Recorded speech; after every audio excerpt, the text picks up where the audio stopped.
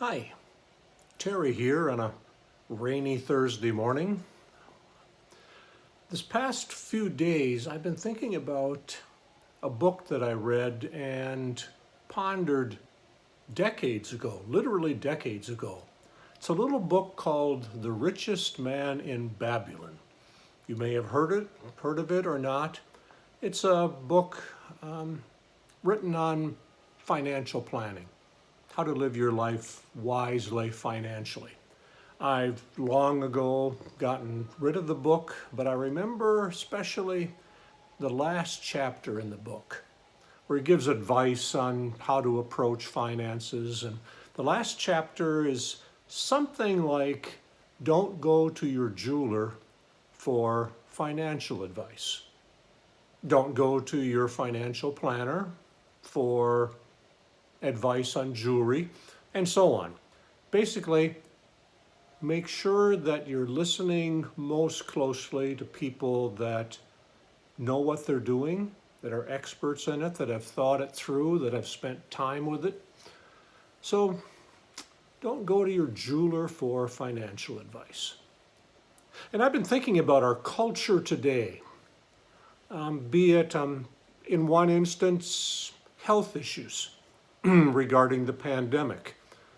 And how many people ignore the recommendations of people who study and specialize and devote their lives to health issues, be it masks or vaccinations, that we go to politicians for health advice.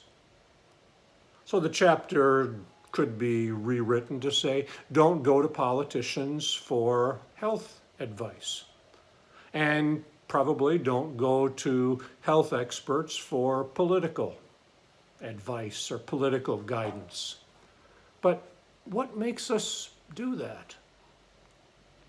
Or I think of another instance, and that regards spiritual guidance. Don't go to, I could say that for people who are in a mystical stage of life, wondering about things, about big issues, experiencing divinity directly. Don't go to young pastors or young teachers that are not in that developmental stage yet. I think back to the time, my last setting where I was a pastor, staff pastor. I had someone on my team named Sandy, who was clearly in a stage of development beyond where I was. She had experienced things, she had pondered things, and she was wondering about things and experiencing life with others and the life of divinity in ways that intrigued me, drew me, but I knew I could not teach her or mentor her in those. So she would come to me, since she was on my team, for questions about administration, about how things would fit with other teams, about budget issues and all those kinds of things. And for me to wonder about later stages of spiritual development, I would need to go to her. But for her to come to me and ask for advice on how to delve deeper into this stage of spiritual development just wouldn't make any sense. And I think of an earlier time when I was a pastor, probably in my 40s, and there was a group of older ladies that met every Tuesday morning, and as I was the teaching pastor, they asked me to come in and teach them. And before long, I discovered in deep and profound ways that these wonderful, gentle, gracious ladies were experiencing stages of spiritual development that I couldn't teach them. So it turned out, rather than just staying for a couple, 3 weeks, I joined that group and they graciously let me sit in with them, and I learned some things from them. A lot of what they were teaching I wasn't ready to learn yet, and they let me know that in a very gracious way that I needed to live where I was for a number of years, and it turns out a decade or two before I could really embody and experience what they were experiencing.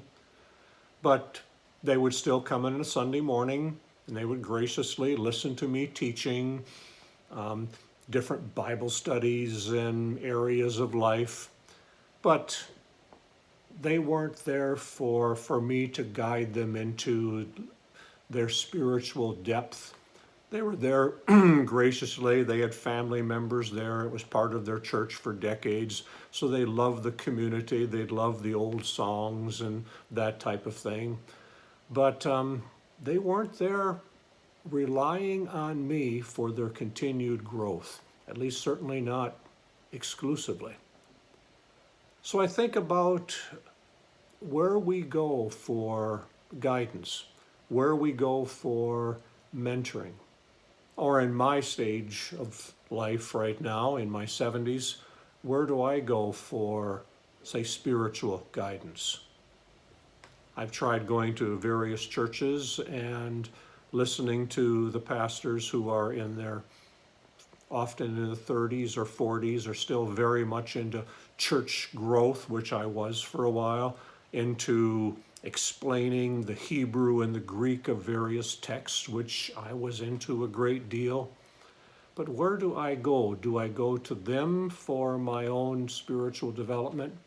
No, any more than I listen to politicians for advice on my health, on the health of my community, or go to politicians for financial advice. It doesn't make any sense. Go to the people that you need, and that sometimes means searching. And I found, a financial planner that I rely on, I trust, who has done very well for me. So Anita and I will meet with him soon just to make sure we're on track and what changes we might make. But for health, I will listen to doctors and nurses that I know well and trust, that I've engaged for my medical team. But I will not listen to politicians for my own, primarily for my own health, nor will I listen to them for the community health as much as I will those that are in the public sector that devote their life to it. So I wonder, are you pretty intentional about who you listen to? Who provides you the core of your understanding and your direction? I hope we can be wise on that. So just remember, don't go to your jeweler for financial advice. Talk to you next time.